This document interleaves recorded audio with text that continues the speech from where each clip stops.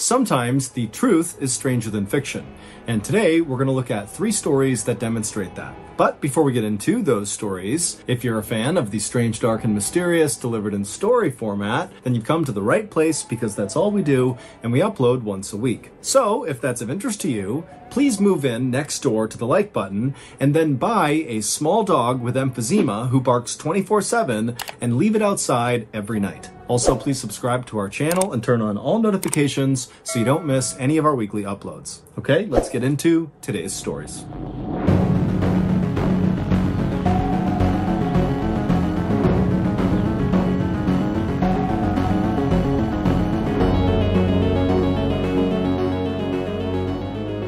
One morning in early June of 2011, in the Russian city of Kazan, a 49-year-old Russian woman named Fagiliu Mukhamatsyanov woke up feeling nauseous. Fagiliu had recently had some health problems, and her doctors had told her that she really needed to take it easy, don't do anything that really stressed her out or made her mad, basically just relax. And so, on that morning, this is exactly what Fagiliu decided to do. Instead of pushing through her nausea to go to work anyways that day, she decided she would call out from work and stay home and have some tea and try to just feel better. But a little while later, when Fagiliu was in the kitchen making tea, her husband, Fagili, he came in and asked her how she was doing, and she said, "You know what? I actually feel worse. My nausea has gotten worse, my chest hurts, and I'm starting to sweat. I'm gonna go lie down in the bedroom." But as Fagiliu walked across the kitchen to go lay down, her chest suddenly tightened tenfold and she collapsed to the ground unconscious. Fagili rushed over to her and tried to wake her up, and when he couldn't,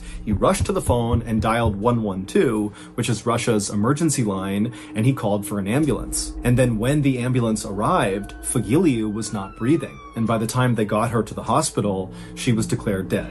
She had died from a heart attack.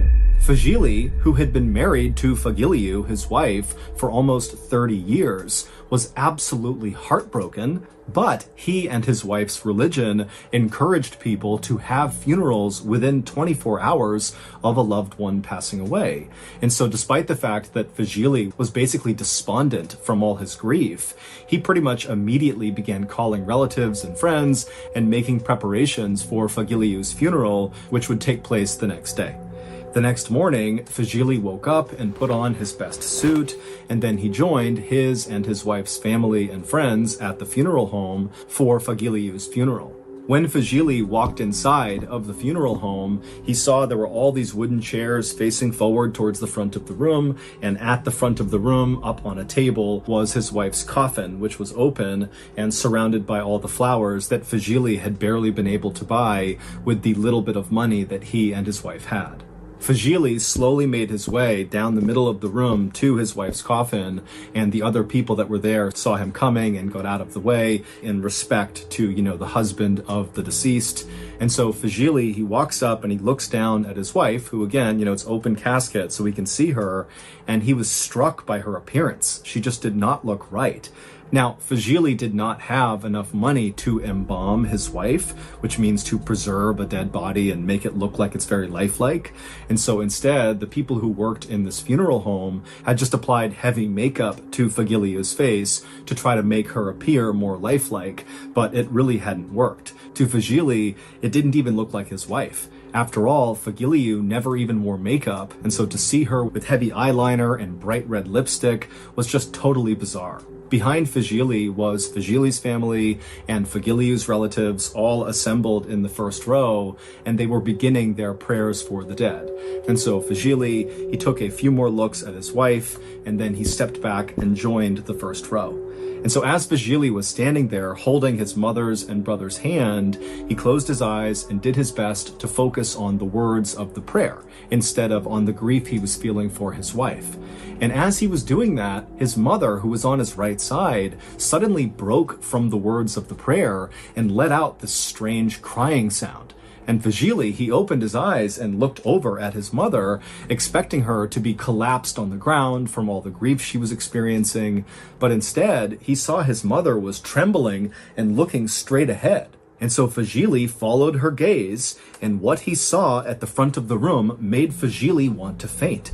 His wife, Fagiliu, was now sitting straight up in her coffin. She wasn't making a sound, but she was looking out at the crowd of people with her strange makeup on her face, just staring at them with wide eyes. And for a second, everybody in the funeral home noticed this and went totally quiet, and both Fagiliu and the mourners just stared at each other.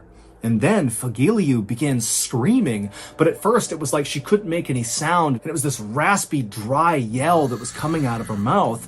But then it built and built until it was sort of like a bellow or a roar. And when this loud, deep, guttural sound began coming out of Fagiliu's mouth, the mourners in the room began screaming too. And suddenly it was absolute chaos inside of this building. As funeral workers rushed to call emergency services, not knowing what else to do, Fagili, who also had been screaming after seeing his wife arise from the dead, he kind of snapped out of it and ran to his wife, and he embraced her, and when he did, Fagiliu went from screaming to silent, and she looked up at her husband with wide, scared eyes and began crying, and then she slumped forward into Fagili's arms. At this point, Fagili's family and Fagiliu's family saw what was happening, and they kind of snapped out of it too, and they rushed forward, and they helped Fagili lift Fagiliu out of her coffin, and they laid her down on the ground. And even though she wasn't moving, her eyes were open, and she was looking up at her family, just absolutely terrified, with all her makeup running from her tears. And then 12 minutes later, when Fagiliu finally was rushed to the hospital, she was declared dead again. It would turn out that when Fagiliu collapsed on her kitchen floor, she really did have a heart attack, but it didn't kill her. She was just unconscious, and her breathing was very shallow, and she wasn't moving, and nobody noticed. And so when Fagiliu kind of came to and woke up inside of her coffin at her funeral, she likely was okay, all things considered. She was, healthy enough to be alive, but when she looked around the room and saw she was at her own funeral and sitting in her coffin, the stress of that moment had given her another heart attack, and this one had been fatal. Today's video is sponsored by NordVPN. Have you ever sat down to watch one episode of a show and then you black out and wake up like 3 days later and you've binged the entire series? Well, that's what happened to me and old Seagull Lung with Bobo the Burmese Alley Cat. It's a touching show on Catflix about a Burmese alley cat with emphysema who does his best to growl and hiss and stand his ground at anyone or anything that passes by his alley. Admittedly, this show is pretty one-dimensional. It just focuses on that aspect of Bobo's life. But me and Lung love it. And so when season 89 came out, me and Lung had to watch it immediately. However, when we fired up our flubber-powered laptop, we saw season 89 was only available to stream on the world's most remote island, Pitcairn Island. And so, with no other choices, me and old Seagull Lung hopped on a blind, emotionally unstable Phoenix and made the 4,400-mile journey to Pitcairn. We checked into our Pitcairn hotel and we're getting ready to feast our retinas on BBTBAC. Lungy turned to me and said, "Papa, we hadn't that NordVPN moeten," which of course in Dutch means, "Dad, we should have just got NordVPN." With NordVPN's worldwide access, you can enjoy instant, secure access to hundreds of streaming websites worldwide. And with their uninterrupted streaming, you won't have to worry about buffering. So enjoy all that Bobo the Emphysema cat right from the comfort of your home with NordVPN. Right now, you can get a 2-year plan plus 4 additional months for free when you sign up at nordvpn.com/MrBallen. It's risk-free with Nord's 30-day money-back guarantee. Again, that's nordvpn.com/MrBallen, or you can click the link in the description below. Okay, back to the stories.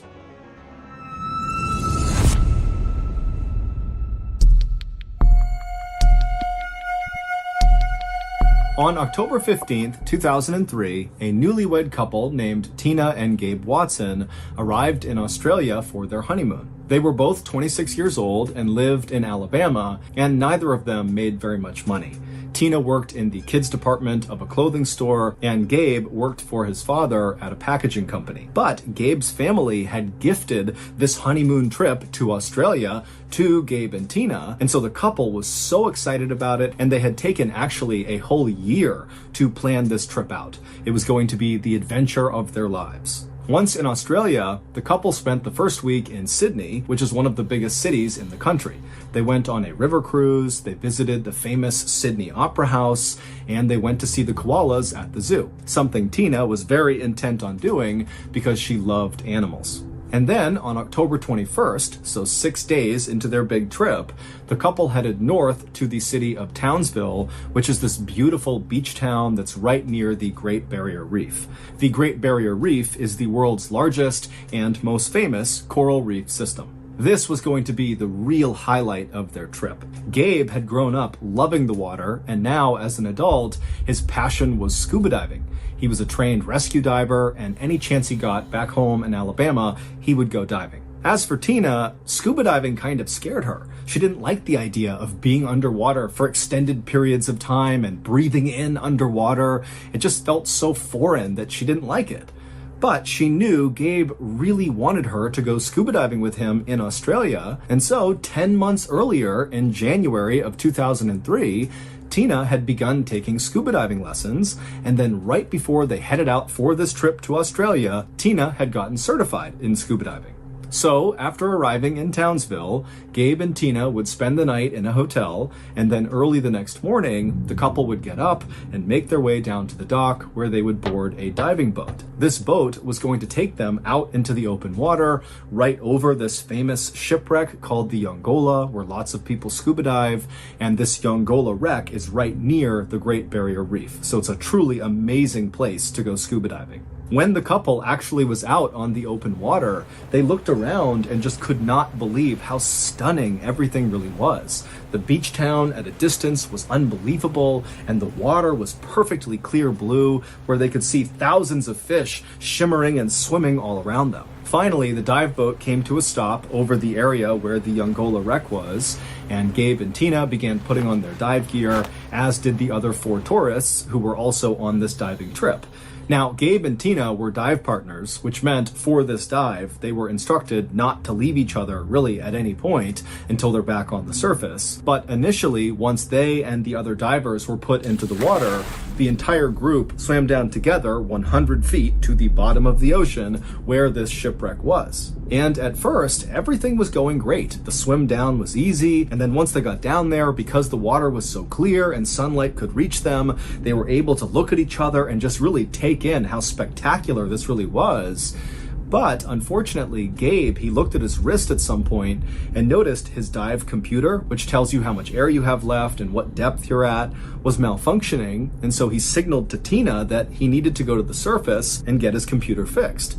And so he and Tina would swim away from the group back up to the surface. And then once on the surface, Gabe was able to talk to the dive leader on the boat, and he was able to get his dive computer fixed. And then after only a couple of minutes of being back on the surface, Gabe and Tina went back under the water and began heading back down towards the rest of the group. And as Gabe and Tina approached the rest of the group, they saw they were all kind of swimming around in dive pairs around the Yongola wreck. And so Gabe and Tina, they got down there and they joined the queue and began as well moving as a pair around the wreck. Back up on the surface, the dive leader, who was up in the boat, was just kind of sitting there waiting for the divers to come back up, when all of a sudden he noticed there was this sudden eruption of air bubbles coming up to the surface. And so he peered over the side of the boat to see what was going on, and Gabe, who had only left the surface after fixing his dive computer maybe 5 minutes earlier, came bombing up out of the water. And when he did, the dive leader immediately noticed that Tina was not with him.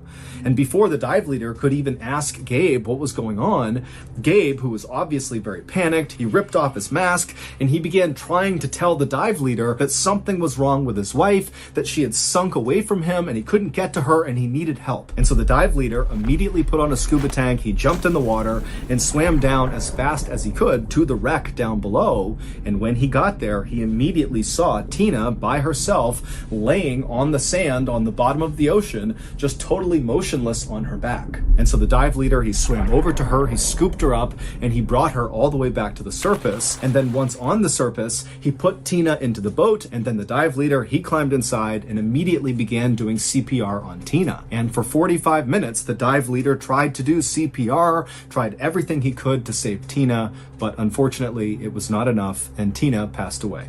An autopsy would later reveal that Tina had died from something called an air embolism, which is when an air bubble gets trapped in a blood vessel and blocks it. In scuba divers, this can happen from holding your breath for too long or trying to ascend too quickly. One theory about how this could have happened to Tina was based on what Gabe said happened when he and Tina went back down to the wreck after he got his dive computer fixed.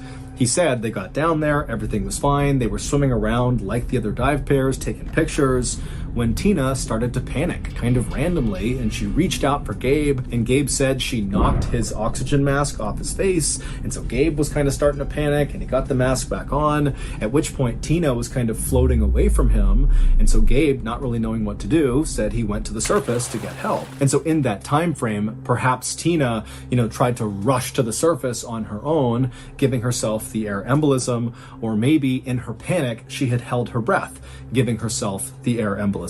But it wasn't long after Tina's death was ruled an accident and the case was closed that the other 4 people who were on that dive with Gabe and Tina began reaching out to Tina's family. These divers had seen something very strange happen right around the time Tina died, and they felt like they had to tell someone. One of these 4 divers would tell Tina's family that as they were swimming around the wreck, they saw Gabe and Tina come back down after Gabe had fixed his dive computer, and pretty quickly after they reached the bottom, Gabe seemed to give Tina a hug, like a really strong bear hug. Now, there's no reason any diver would hug another diver underwater, certainly not that hard, unless it was some sort of rescue attempt. And this diver who witnessed this told Tina's family that this did not look like a rescue attempt. It looked like Gabe was trying to restrain Tina, and Tina was trying to get away from Gabe. After a few moments of watching this, the same diver would see Gabe release Tina, and at that point, Tina would go limp and float to the bottom, and Gabe would rush to the surface where he would tell the dive leader that he had this emergency with his wife. This new information led Australian authorities to charge Gabe with murder. They alleged that Gabe intentionally turned off Tina's air and then put her in that bear hug to make sure she couldn't turn it back on again. Gabe, however, has always denied this, saying his wife really just panicked and he was trying to help her but couldn't and then went to the surface. Gabe ultimately pleaded guilty to involuntary manslaughter in Australia and served 18 months in prison. Prosecutors in Alabama then also tried to charge Gabe with murder or something else in connection to Tina's death, but ultimately a judge dismissed the case. One final note about this story, which also happens to be the reason most people know about this story, is that 2 of the 4 divers who were down there with Gabe and Tina were taking underwater pictures at the time that Tina died. Here is a photo they developed from this trip, which clearly shows Tina in the background just moments after Gabe had released her and she sunk to the bottom and died.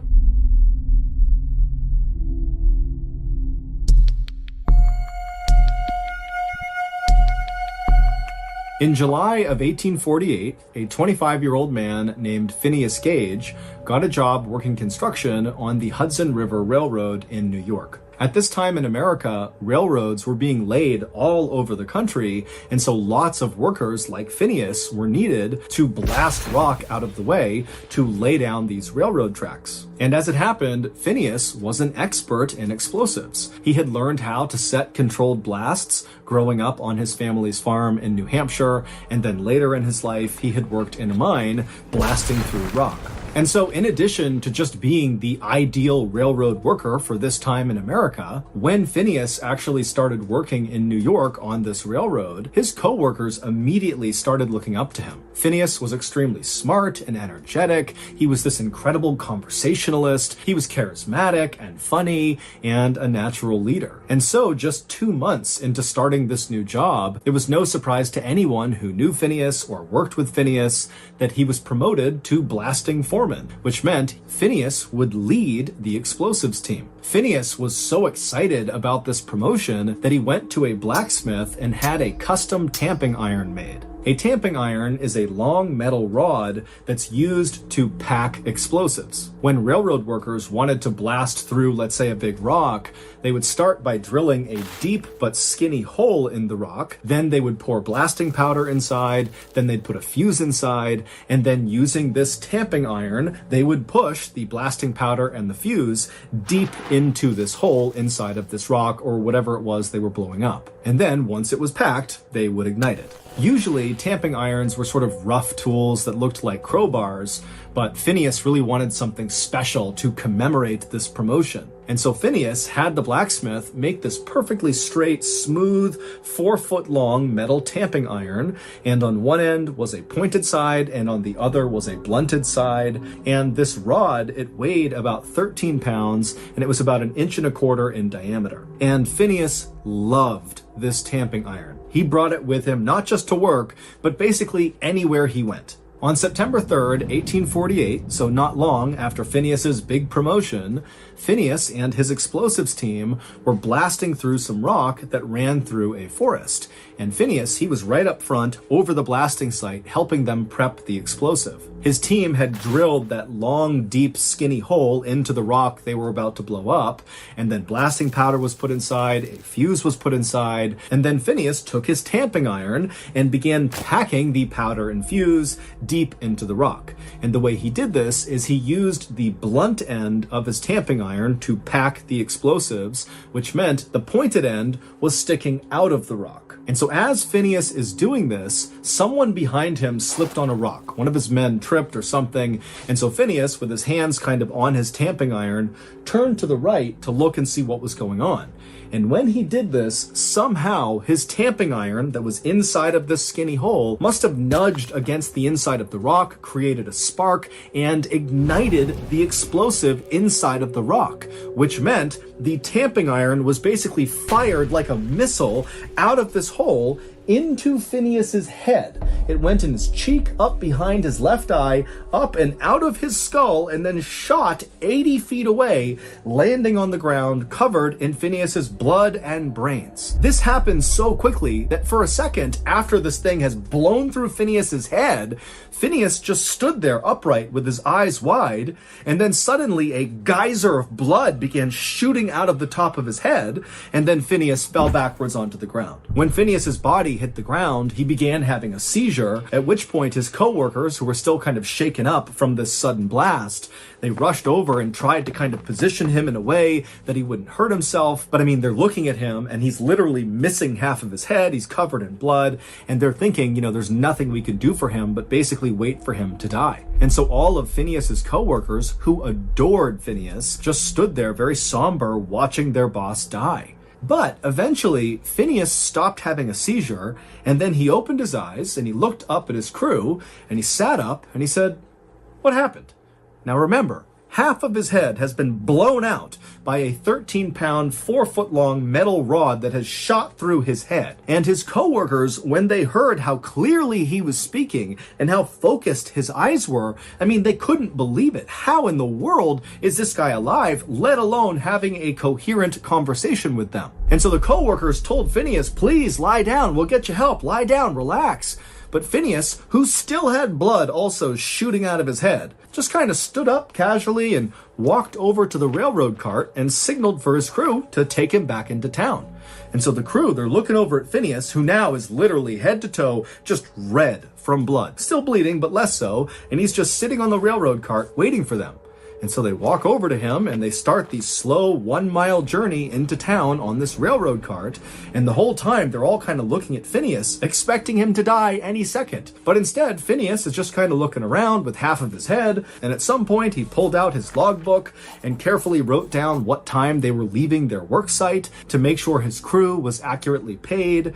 And then finally they reached town and Phineas was still very much alive and looking around, acting like nothing had happened to him.